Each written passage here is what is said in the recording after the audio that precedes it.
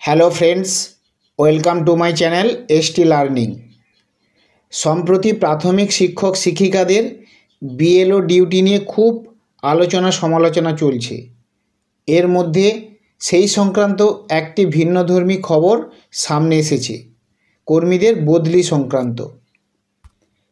কর্মীদের বদলি নয়, ভোট বিধি বাংলার ইন্টেনসিভ রিভিশনে একটু বিস্তারিত দেখে নেব। ঠিক যেন ভোট বিধি আগামী মাসেই বাংলায় ভোটার তালিকায় নিবিড় সমীক্ষা এবং স্পেশাল ইন্টেনসিভ রিভিশনের বিজ্ঞপ্তি জারি হতে চলেছে।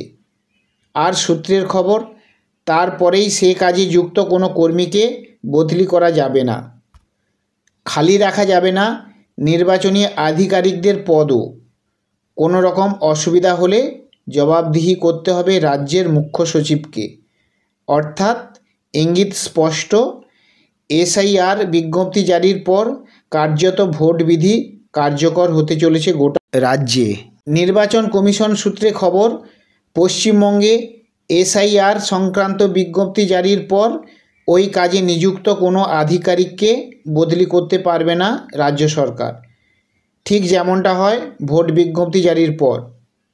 একান্তই যদি কোনো অফিসারকে বদলির প্রয়োজন হয়, সেক্ষেত্রে কমিশনের কাছ থেকে আগাম অনুমতি নিতে হবে। এমনকি এও জানা যাচ্ছে, বিজ্ঞপ্তি জারির আগে থেকেই খালি রাখা যাবে না রাজ্যের জেলা শাসক বা district election officer DEO, electoral registration officer ERO এবং অ্যাসিস্ট্যান্ট ইলেকটোরাল রেজিস্ট্রেশন অফিসার পদ।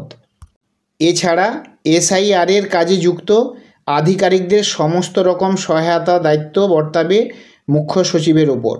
অর্থাৎ ওই আধিকারিকরা কোনো রকম অসুবিধার সম্মুখীন হলে মুখ্য সচিবই জবাবদিহি করতে বাধ্য থাকবেন। এটি একটি অত্যন্ত গুরুত্বপূর্ণ বিষয়। এই বিষয়টি 2026 সালের বিধানসভার ভোটের আগে পশ্চিমবঙ্গ সরকার ভোট সংক্রান্ত বিধি একটি গুরুত্বপূর্ণ মাত্রা নিতে চলেছে।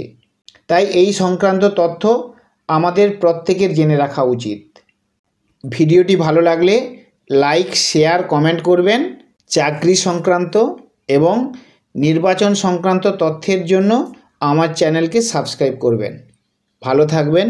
নমস্কার।